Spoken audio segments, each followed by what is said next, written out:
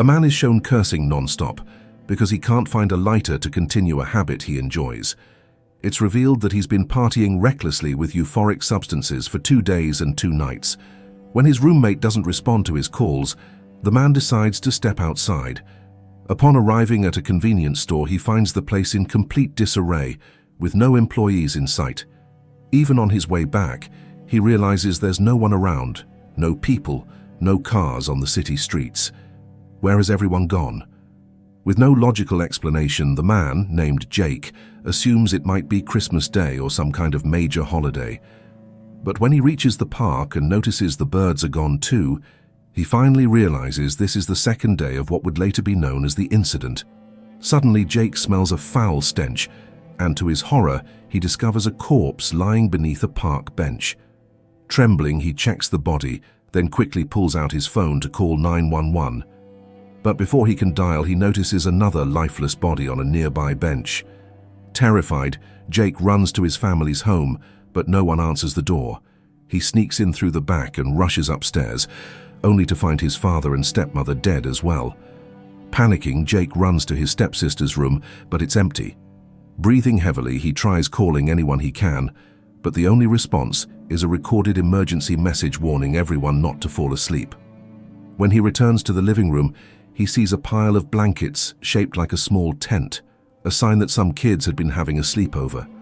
As he pulls the blankets aside, he finds his little sister and her friends dead inside. Horrified, Jake vomits and runs outside, trying to blame everything on the drugs he took, until suddenly a young man named Sam appears, confirming that this isn't a hallucination and warning him that sleep is what's killing everyone. From that moment on, the two began surviving together, breaking into empty houses for shelter and fun, using adrenaline injections to stay awake. Eventually, they met 2 other survivors named Lily and Rachel, who by the 5th day had already begun to lose their sense of fear and self-control. As their supply of injections started running low, they decided to ration them and switch to Sam's ADHD medication, which could still keep them awake, though their bodies were clearly showing signs of exhaustion. Lily often talked, or rather argued, with herself, unable to distinguish between hallucination and reality, while Rachel constantly tried to calm her down whenever it happened. But one afternoon, when Rachel left the room for a moment, Lily accidentally fell asleep. Sam immediately gave her an injection to wake her up, but it had no effect at all, and tragically Lily couldn't be saved. Rachel finally lost control, screaming that none of the drugs were working anymore, just like caffeine and cigarettes, which had already failed to keep them awake. In desperation, she decided to find a stronger dose and drove away in a car. Meanwhile, Jake and Sam covered Lily's body and gave her a final farewell. But soon after, they realized Rachel had taken the bag containing all of their remaining medication. The two quickly grabbed another car and set off to chase her down. As they sped along the highway, Jake began losing consciousness, nearly falling asleep at the wheel, forcing Sam to take over and stop the car just in time. Sam pushed Jake into the passenger seat and took control, driving recklessly to catch up with Rachel. In panic and desperation to keep Jake awake, Sam grabbed a screwdriver and stabbed it into Jake's thigh. The pain jolted him back to awareness. As Jake's eyes opened, he saw a plane flying overhead and began to wonder if it was even real. When they were just about to catch up to Rachel's car, a plane suddenly appeared from a nearby turn, forcing Sam to swerve and stop just before crashing. They rushed out to check on the pilot. His name was Ellis. He explained that he had flown over 8 cities in the past 3 days, and this was the first time he had seen another person alive. With his plane now wrecked, Ellis offered to share some of his own medication. In exchange, Jake and Sam had to help him reach a hospital shown only on the latest maps. After traveling for some time, they finally arrived at the hospital mentioned on the map. There, the group not only found countless bodies of patients, but also a few surviving staff members. One of them was a doctor named Ali, who gave them adrenaline shots and treated Jake's wounds while explaining that she had been studying the incident, but so far hadn't found a single definitive answer. After reviewing the patient files and confirming that everyone had died at the exact same time, Ellis began sharing his own story. He had been flying a plane when the incident happened, and one of his passengers, A doctor who happened to stay awake confirmed that all other passengers died simultaneously, just like Ali's patients. Ellis had visited many cities, each filled with panic and confusion, while media reports showed identical times of death across all regions. However, in New York, someone noticed that the deaths occurred 2 seconds later than everywhere else. Based on that clue, Ellis began developing a theory. He continued flying westward, examining hospital records from each city, carefully noting the small time differences between regions. By tracing those differences backward, he hoped to pinpoint the origin of the incident, which he believed was located somewhere west of their current position. Jake, Sam, Ali, and Ali's friend Sarah decided to join Ellis in uncovering the truth behind the catastrophe. A flashback then reveals how the incident unfolded from Ali's perspective. At that time, patients suddenly lost consciousness, and the medical staff desperately tried to save them, but nothing worked. By the second day, Ali started rationing medicine and helping the staff stay awake while fielding panicked phone calls and performing autopsies in search of clues. By the third day, she was devastated when Dr. Lex drove off, hoping to find other survivors outside. But Lex never returned, nor responded to any radio calls. Back in the present, Ali still occasionally checks the radio, just in case Lex ever tries to make contact. Meanwhile, Sarah, struggling with unbearable drowsiness, carries extremely spicy peppers, known as devil's chili, to keep everyone awake. After several hours on the road, the group spotted a column of smoke and felt disheartened upon discovering that the local hospital had burned down, leaving nothing to investigate.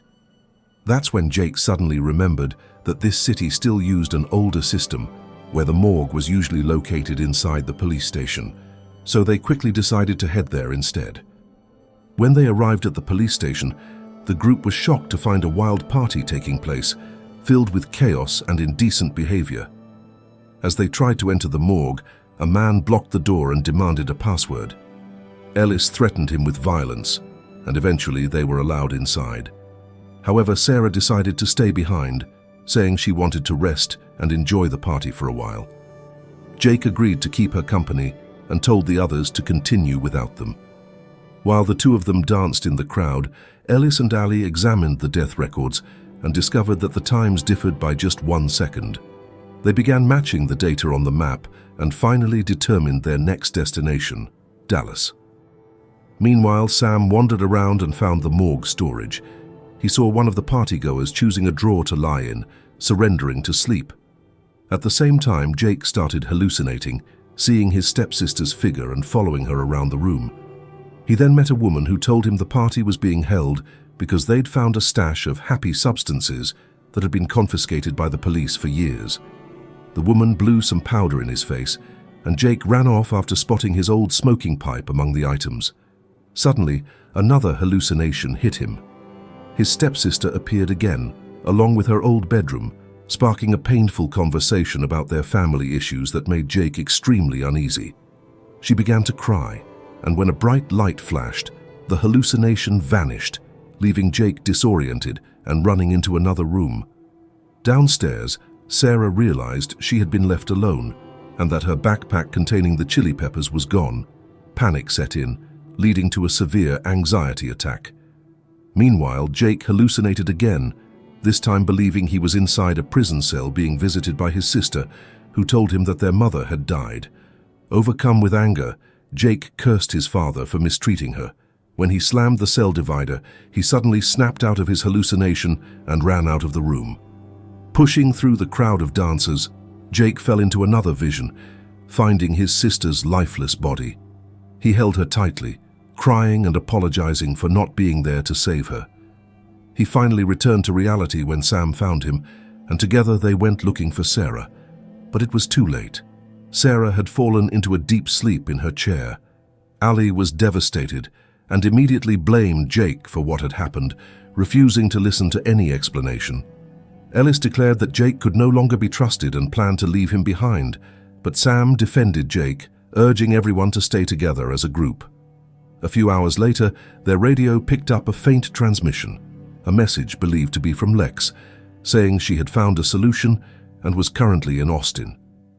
Ellis, determined to find the origin of the incident, decided to go his own way, while Ali, Jake, and Sam chose to follow Lex's voice message. The scene shifts to a flashback, showing a man named Dave who survived the incident simply because on the first day, he happened to stay up all night finishing his work. In the morning, he had to bury his dog, then began consuming various substances in excess while staring at multiple monitors, hoping for any sign of new information. As time went on, Dave slowly began to lose his sanity. At one point, he punched a mirror, injuring his hand, then realized that pain could keep him awake. By the third day, he repeatedly hurt himself to stay conscious. By the fourth, his body was covered in wounds and blood. When he finally stepped outside, he saw a girl and, in a fit of madness, attacked her brutally until she died. Back in the present, Ali's group was walking down the road when Jake lost focus, accidentally hitting something and crashing the car into a tree.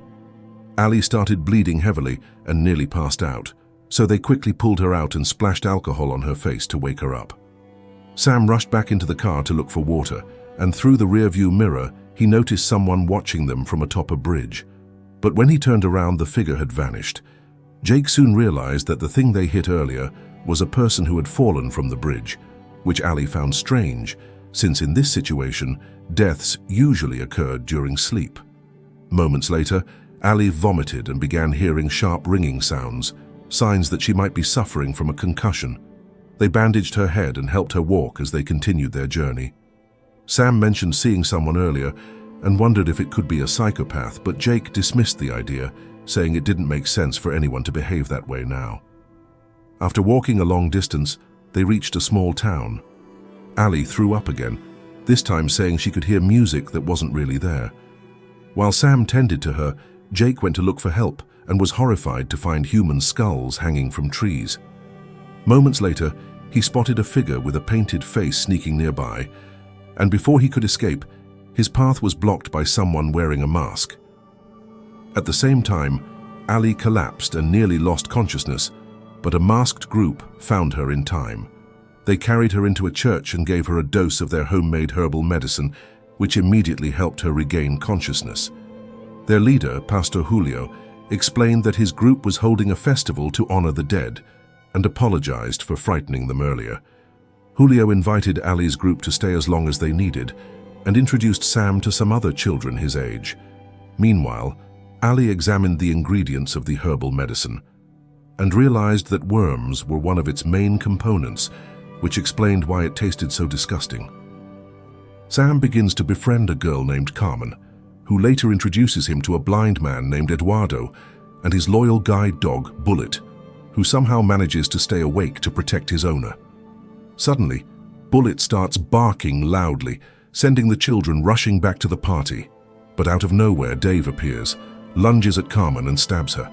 In shock and rage, Sam attacks Dave with a chair, and before Dave can fight back, Julio fires his gun, forcing Dave to flee. Some of the townspeople immediately chase after him, while Julio carries Carmen into the church. Ali, desperate and shaken, realizes Carmen's wound requires a surgeon, not a general practitioner. As the sharp ringing in her head returns, Julio tries to calm her down. After taking a small dose of medicine, Ali gathers her strength and agrees to help, asking Julio and Sam to hold Carmen still as she stitches the wound without anesthesia. Meanwhile, elsewhere, Dave kills another teenager in mere seconds. Back at the church, the power suddenly goes out and Julio goes to check the generator. There, he spots a trail of blood leading to a door, which opens to reveal Dave emerging from inside. A violent struggle breaks out, and the two men grapple in the darkness until Julio's gun goes off unexpectedly. Hearing the gunshot, Ali and Sam rush to move Carmen into the prayer room filled with candles. But that's where Dave finds them again. Dave is momentarily distracted when he sees Bullet in the room and tries to approach, but the dog runs away. Crying and trembling, Dave prepares to strike. But just then, Bullet returns with Jake, who tackles Dave to the ground. Moments later, Julio appears, still alive, relieved to see that the man responsible for all the chaos has finally been subdued. Sometime later, the group prepares to leave using Julio's uncle's car and invites him to come along. However, Julio declines, explaining that 2 days ago he had already sent 2 people to Austin, and they have not returned or made contact since. As a parting gift, Julio hands his pistol to Jake. Meanwhile, Ellis finally arrives in a city called Dallas, which appears to be still functioning normally, as if the catastrophe never happened. The scene then shifts to a small town, where a man named Bill watches in horror as crowds of people suddenly collapse and die in the streets, only to realize that it was all a hallucination. He continues his journey and later leaves the city with his girlfriend, Nicole. They stop at a gas station, where they witness a man being shot dead without warning. More gunfire erupts, forcing them to hide behind a car. Bill tells Nicole to watch the reflections in the mirror while he stands up to draw the shooter's fire. When the shot rings out again, he ducks, allowing Nicole to pinpoint the shooter's position. At that moment, the lights suddenly go out, and a man opens the door to the gas station. The couple rushes inside, dodging bullets as they go. Once the door is locked, they come face to face with Ellis, who is now working with another survivor named Jeff, the one who had cut the power. Ellis explains that someone outside is shooting at anyone who tries to enter the city, trapping them there for hours with no way out. Not long after, the couple is introduced to Beth, her brother John, and Beth's husband Colin, who hands out injections to help newcomers stay awake. After Bill and Nicole reveal the location of the shooter, Ellis decides it's time to deal with the situation. One of them steps outside to distract the shooter, while Ellis and Colin flank from the side and manage to subdue the attacker. To their surprise, the sniper turns out to be a woman named Meredith, a Marine. When Bill demands to know why she attacked, Meredith explains that she only targets dangerous people. She mistook Bill and Nicole for part of a hostile group after seeing them with a suspicious man earlier. Still, the newcomers don't fully trust her. Acting fast, Meredith disarms Colin, threatens Ellis, and holds Colin hostage with a small hidden gun. She demands to be released and offers to guide them to Dallas, promising they can search for answers together. With no better choice, the group reluctantly agrees. As they travel, they begin to share their stories. Bill and Nicole had come here for what they called their last date before the world ended. Jeff followed a bird that wouldn't stop flying, believing it to be a sign. Meanwhile, Beth's family came to this city after she woke up on the night of the incident to a mysterious phone call from a Dallas area code and initials SC. The voice on the line simply said, "Don't fall asleep," right before the chaos began. Jeff tried tracing the number, but suddenly the internet connection went down, even though it had been working moments before. Bill then searched through a phone book and discovered the number belonged to a nursing home called Sandy Creek, matching the initials SC. They decide to head there immediately. The building is deserted, filled only with lifeless bodies. However, Meredith finds a security camera system still operational, so they check the footage together. Beth doesn't recognize anyone in the recordings, and more shockingly, no one in the footage died during the incident. Jeff points out that with today's technology, spoofing phone numbers is easy. Hearing that, Ellis loses his temper and smashes the television. But that outburst sparks something in Bill's mind. He replays the footage and realizes that the emergency broadcast message on the TV appeared exactly at the moment the incident began, as if the whole thing had been premeditated. The group then decides their next destination will be the broadcast station. At the same time, Nicole nearly falls asleep, but they manage to wake her up just in time. Bill, exhausted and disillusioned, finally says he's had enough, telling the others to continue without him and Nicole. Suddenly, Meredith raises her gun at Bill, accusing him of skipping the injections. Bill calmly explains that he suffers from chronic insomnia, a rare condition that makes it impossible for him to sleep, and that doctors estimated he has only about a year left to live. Meredith believes that Bill is the perfect person to carry out their mission, but Bill still chooses to leave with Nicole. The couple shares a quiet dinner and watches a movie at a theater, where at last, a weary Nicole gives in to her exhaustion and falls asleep for good. Meanwhile, the rest of the group arrives at the broadcast station, walking cautiously in the dark until a sudden bright light flashes directly into their faces. A man's voice warns that he will kill all intruders and begins counting down. To prove he's bluffing, Meredith fires toward the light, and indeed, There's no response. They soon meet Alonso, a news anchor, who explains that he wasn't at the station when the incident happened. The emergency broadcast had already aired before he arrived. Over the following days, Alonso and his now-deceased team continued broadcasting, trying to keep the public informed. Ellis suspects that the emergency signal itself might be the true cause of death and forces Alonso to show them how to shut down the broadcast system. At the same time, Ali's group finally reaches Austin and stops at a mysterious facility. They see people fleeing the building while guards open fire, leading Jake to suspect that Lex has been captured and forced to send a fake message about a supposed cure to lure more victims. Despite the danger, Ali insists on confirming it herself, so they form a plan, approaching the facility in plain clothes to appear harmless. Two guards confirm that Lex is indeed inside and allow them entry. After being cleaned and checked, Ali finally reunites with her old friend Lex. There's a brief outburst, more of a release of pent-up anger, over Lex's sudden disappearance. Lex then explains about a drug she's been working on and immediately injects Sam with it, causing him to fall asleep. Sam begins to dream of the night before the incident, the night he stayed up watching movies. Shortly after, his father told him to go to bed, while he himself fell asleep on the couch. That was the last conversation Sam ever had with his father. As Sam dreams, he starts speaking restlessly in his sleep. Lex explains that nightmares are a side effect of the drug and plans to wake him up within 10 minutes before the effects become dangerous. The drug, she admits, is not a true cure. It merely buys them time. Ali and Jake also receive a dose, and soon Jake begins dreaming of Sarah, who's trying to teach him to dance. Their moment together is interrupted by the blonde woman and Jake's stepsister, both demanding he admit that Sarah's death was his fault. The nightmare deepens.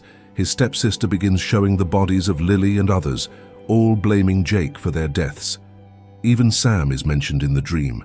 At the same time, Jake's heartbeat spikes, followed by Sam's, both bodies convulsing violently. Lex tries desperately to stabilize them, but the monitors go flat, showing no pulse. Ali cries out, and in despair, Lex confesses that it's all her fault before turning the gun on herself. But suddenly, Ali wakes up, realizing it was all just a dream. Everything is fine. After that, Lex and a guard meet Dr. Abrams, a harsh and critical leader. Abrams explains that he needs more test subjects, while the guard reminds him that the last time they went into the city looking for volunteers, people didn't like their methods. But Abrams doesn't care. He orders them to use force if necessary. Meanwhile, in Dallas, Alonso guides Jeff and John toward the generator, while Colin heads for the electrical panel, staying in contact through radio. Once all the batteries are disconnected, Ellis presses the button to shut down the system permanently, but instead, alarms blare and every door locks, trapping the group inside. Meredith tries to shoot the wall, only to realize it's bulletproof glass. Alonso manages to slip out before the doors close completely and starts looking for cigarettes, using pain to keep himself awake. At that moment, he admits that he intentionally misled the group, believing the world still needs his voice and that the broadcast should never stop, unlike what Ellis wanted. Colin, hearing this, tries to sneak up and attack, but Alonso's counterattack kills him instantly. Moments later, using a new method, John and Jeff manage to restart the generator, unlocking the doors again. Alonso sits in front of the camera and resumes broadcasting the news. But Beth, enraged by her husband's death, shoots him on air, the footage streaming live across the country. Now the survivors must decide who will sleep first to test their theory. A flashback shows Jeff and his friends shortly after the incident, when a bird landed on their table and shrieked loudly. Remembering that moment in the present, Jeff volunteers to be the first test subject. He falls asleep quickly, and within moments, stops breathing. The others panic and try to inject him, but it's too late. Jeff is gone. Beth, devastated and furious, feels Jeff died in vain, just like her husband, Colin. Determined to end it, she declares she'll be next to sleep, but Meredith rushes to stop her. Meanwhile, Ellis refuses to give up and continues analyzing the situation until John realizes that the signal is now trapped in orbit, endlessly bouncing between satellites like a wandering ghost. They conclude the only solution is to destroy the entire satellite network, which can only be done from NASA's main facility in Houston. Ellis goes to inform the women about the new plan, but suddenly realizes that John has been with them all along, meaning all of Ellis's previous conversations with him were hallucinations. In a shocking turn, Meredith announces that she's ready to give up too, and Ellis agrees, offering to take them to a luxury hotel so they can end things in style. Meanwhile in Austin, Slade is furiously preparing his weapons, determined to take revenge on Dr. Abrams for his son's death. Soon after, he kidnaps a female guard and tortures her to extract information on how to infiltrate the facility. Elsewhere, Lex mentions that Abrams plans to continue with further human trials, and Sam volunteers to help. Later, while looking for Sam, Jake discovers a room filled with boxes containing children's and teenagers' clothes, along with personal items belonging to members of Pastor Julio's group, reminding him of the pastor's words about sending 2 people to investigate the signal. At the same time, Ali is reviewing the X-ray results of the test subjects and realizes that almost all of them have children's brain structures. To her horror, Lex confirms it, explaining that only children's brains are capable of adapting to the procedure, and that it's all for the greater good. Jake and Ali immediately ask where Sam is and rush to stop Abrams just in time before the injection. They tell Sam about all the children who have already become victims. Shocked and angry, Sam tries to escape, but Abrams catches him, saying that everyone will die eventually, so his experiment can't be blamed for their deaths. Enraged, Jake threatens Abrams with a fire extinguisher, forcing him to let go. But as they turn around, Lex appears with armed guards, revealing her betrayal. Ali feels crushed when she learns that Lex was the one who convinced Sam to volunteer. Before they can confront her further, chaos erupts. Gunfire and shouting fill the facility as guards report a dangerous intruder. Moments later, Slade storms in and opens fire. Slade allows Jake's group to escape, then corners Abrams, who tries to defend himself by saying that technically, he never killed anyone directly. Slade yells at him for hiding behind words and demands the truth. Abrams calmly writes a note, "Don't let your son's death be in vain by killing everyone else." He extends his hand and says they can save humanity together. Slade lowers his weapon, only to realize too late it's a trick. Abrams injects him with a new serum and Slade collapses, dead. Outside the facility, Jake, Ali, and Sam get into a car. Lex approaches, insisting that everything was done to ensure humanity's survival, that the children would have died anyway. Ali begs her to come with them, but Lex refuses and pulls out a gun, ordering Ali to return inside. At that moment, Jake appears behind her, disarms her, and Ali coldly tells Lex that their friendship is over. The group drives away. During the ride, Sam admits he managed to steal a few doses of the drug, enough to keep them awake for a while until they find Ellis. Meanwhile, Ellis is in a hotel, recording a farewell message for Ali and the others before he and the remaining survivors prepare to sleep. The next morning, Meredith wakes up, calm and unsurprised, almost as if she had expected this all along. The only thing that shocks her is that Ellis is gone. She sends a message through the radio to the team waiting for her, and then notices a bird, the same kind Jeff once followed, perched nearby. Speaking to it as if they already knew each other, she says softly, "It's time to go home." What really happened that night remains a mystery. And that's it for the story series of this film. Thank you for watching. Don't forget to support this channel by subscribe, like and share. See you in the next video. Goodbye.